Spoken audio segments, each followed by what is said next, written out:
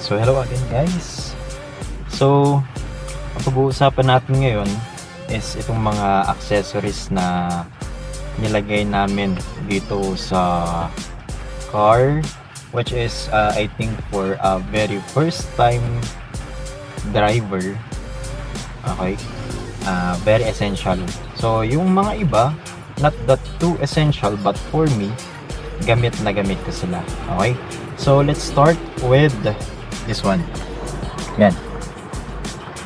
So yan ay yung Asawin dashcam rear view mirror.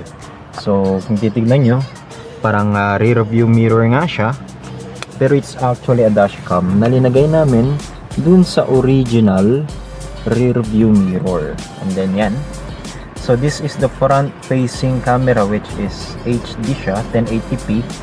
Tapos meron din dun sa likod, which is hindi naman HD pero 720p, which gamit na gamit ko din minsan kung nagba-back up ako, or yun, nagba-back up sa mga tulad nito sa 7-Eleven, which is kung makikita nyo dyan, yan. And then isa pa, since nandito naman na tayo, is itong kwan. Isa din sa gamit na gamit ko is yan, yung mirror na yan na circle. So that's a blind spot mirror. Kasi kung titignan ko lang kasi dito sa side mirror, yung side lang yung nakikita ko. Pero kung gagamitin ko na yung mirror na circle na yon, nakikita ko na yung nasa baba. Okay? Tapos ano pa? This one. Okay? The card holder. Ano pa? Yung sunglasses holder niya, and then the pen holder. Yan, isa din yan. Tapos dito sa pinagkuhanan kasi namin, meron ng ito, may air freshener na siya. So actually there are 3, pero isa lang yung nakikita dito, yung mga iba nakatago. So yung binili ko dito is ito, yung adapter nya. So pwede nating ilagay dito sa vent ng nakaganito. Tapos pwede din siya kung wait lang, kung tatanggalin natin tong handle na to or ipit na to, clip, lalagay natin dito sa baba. Yan, ganyan siya. Pwede din siyang maging ganyan. Okay, so gamit ko hindi ganito kasi nabla-block yung ear. Ginagamit ko siya pa side. Wait lang. Sige, yan, ginagamit ko siya pa side. Oops, hindi ko nakakat tong video na to, or minimal edits na lang gagawin natin. Yan. Okay, so nakaganyan siya. Then kung makikita nyo, meron tayo dito, lagay ito ni Mrs. Hindi nakita. Yun. Tapos next is ito. Ito yung unang phone holder natin, the U-Green. Hindi naman siya matagtag, pero yung problem ko lang dito, nahulog noon. Okay, nag-give up yung kanyang pandikit. That's why what I have now is ito, from U-Green pa rin siya, pero using clip na, nakalagay na dun sa clip ng aircon vents. So ito siya, very minimalistic siya, di ba? So gumaganyan siya, nag-expand siya ng ganyan. So gravity siya, being forced by gravity. Kasi once na linagay mo, hihigpit lang yan. So example natin, kayang-kaya niyan kahit merong yung phone ko, meron siyang buckle dito sa likod, kayang-kaya na yan. So hindi naman siya matagtag ng ganito.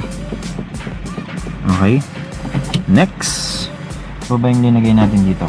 Of course, this one, yung dashboard cover natin na talagang naka-design siya for Honda City. Okay? Bakit ko linagay ito? Kasi kapag nagdra-drive ako ng tanghaling tapat, yung dashboard dito, yung plastic niya, nagre-reflect siya dito. So parang nahahati, no? Yung vision natin, or yung parang vision natin, hindi siya clear dun sa ating dashboard. Okay? Ay, sa ating windshield. Kaya linagyan ko nito. Okay? Ano pa? Yun. Kung nakikita nyo yun, yung may numbers dun. Okay? Yung may numbers yan, meron tayong vlog dito. So it's a TPMS or tire pressure monitoring system, wherein lahat ng gulong may sensor na pito. Yan. So lahat ng gulong may pito na may sensor. So hindi ka magkakamali dyan. Sa kagandahan nito is yan, solar charging siya. At meron din siyang pwedeng cable charging. Ano ba? Next is ito, yung headrest tsaka lumbar support. So kanyan, unang-una kong binili yung ano bang unang kong binili? Ito, yung lumbar support. So that lumbar support, kasi kapag nagdra-drive ako dito sa Honda City kasi, yan, lagay natin dyan. Alright, kapag nagdra-drive ako sa Honda City noon, nung first time driver or first time I have to drive this to San Fernando, which is very long. It takes about 3 hours for you to travel there depending on the traffic. So parang yung likod ko kasi parang kinakain ng upuan. Yung likod ko parang gumaganyan siya. So tendency, nag-slouch ako. So with this lumbar support, naka-straight na lang yung back ko at hindi na sumasakit. Tapos isa pa ito. Okay? Very helpful din siya kasi noon parang nakaganito kasi ako noon. Okay? Pero nung kaya sumakit yung dito ko, sumakit siya ng almost a day before siya nag-fade yung sakit before nawala. So it's very helpful for me as a driver. Ewan ko lang sa mga ibang sasakyan, kasi I need this lumbar support and neck support for Honda City. And also with regards to my height also, kasi medyo matangkad tayo, 5'9". Ano pa? Yung in-upgrade natin dito sa likod, wala naman. Ito pa pala. Wait lang. Ito. Yung extendable ba siya? Okay.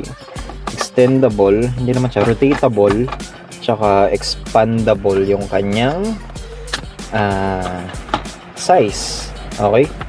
Kasi kung maglalagay kami ng tumbler namin dito, is ito pala yung power source ng ating asawin na dashcam. Okay? Kung maglalagay kami dito, hindi kasya. Ito yung tumbler ko, hindi siya Aqua Plus, Taiso. Kasya man siya, pero hindi siya nakaayos. Okay? So dito, pwedeng maayos yan. Yan, 'di ba? So, okay naman siya. Huwag lang yung talagang mabigat na mabigat. Okay? And then next, ito. Kinaveran ko na to kasi yung old na armrest nito medyo nagkupas na. Parang ganito siya. Okay? Sorry for ito sa mga abubot. Tatanggalin ko mamaya. Yan. Parang ganito siya kasi noon. Para to make it look more luxurious naman kahit papano. Ito, may binili lang ako sa Shopee ng ganyan. Cover lang siya. Ganyan lang siya. Okay? What else? So, ano pa ba yung linagay ko sa more likely lahat sa loob kasi yung upgrade natin eh. hindi muna tayo gagagalaw sa labas. Kasi kung gusto kong galawin yung labas, medyo yung nga, meron akong nasabing mga problems sa paint, pero kunti lang. I have to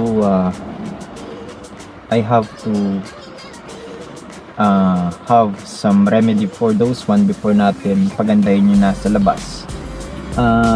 Wala na ba? I think parang yun lang, mostly yun pa lang. At magdadagdag na rin ako.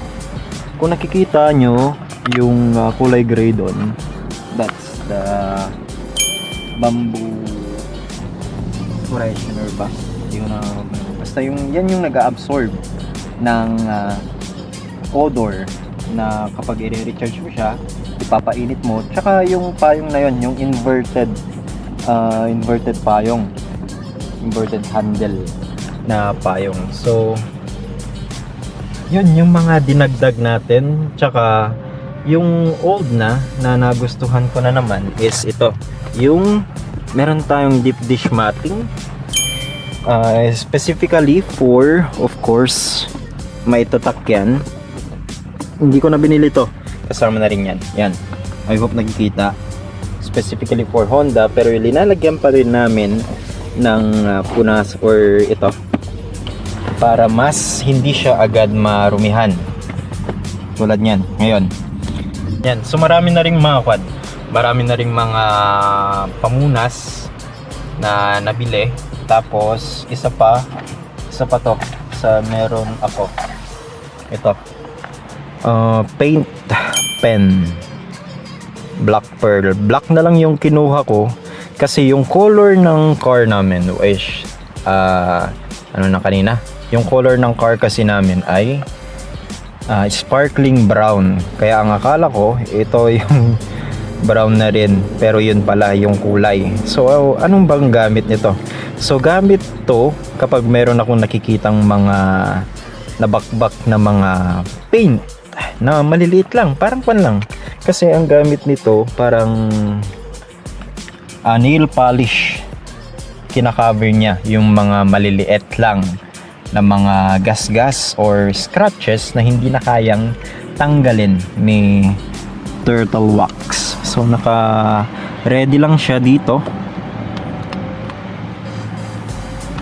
Ganyan lang siya, nakaganyan lang dyan. Okay. Yan, so for now, those are the essential. Ano ba? Kita ba ako? Parang madilim sa camera kasi. So those are the essential na as a first time driver, parang napakalaki ng impact sa akin. Although not mostly for driving, but for the comfort as a first time driver. So well, maybe some of those were not meant for you. Yes, iba't iba kasi yung need natin as a driver. Meron yung driver na as is na lang yung car, okay na. Pero since yun nga, the reason why we got this is for comfortability. Dapat minamaximize din natin yung comfortability natin. Okay, so I think for our next vlog is tatalakayin natin kung bakit automatic. So nakita nyo naman, diba? Automatic yung kinuha natin. Automatic yung kinuha nating transmission for our car and not manual, which is parang mas maganda sana, mas mababa yung presyo, mas astig ba? Well, depende. So yun nga, sabi ko, not all the accessories that I've put here are very essential for you. Sinishare ko lang as a first time driver kasi yun yung mga accessory that really helped me. Okay, so for kapag magdra-drive ako, parang lahat yun nagagamit ko.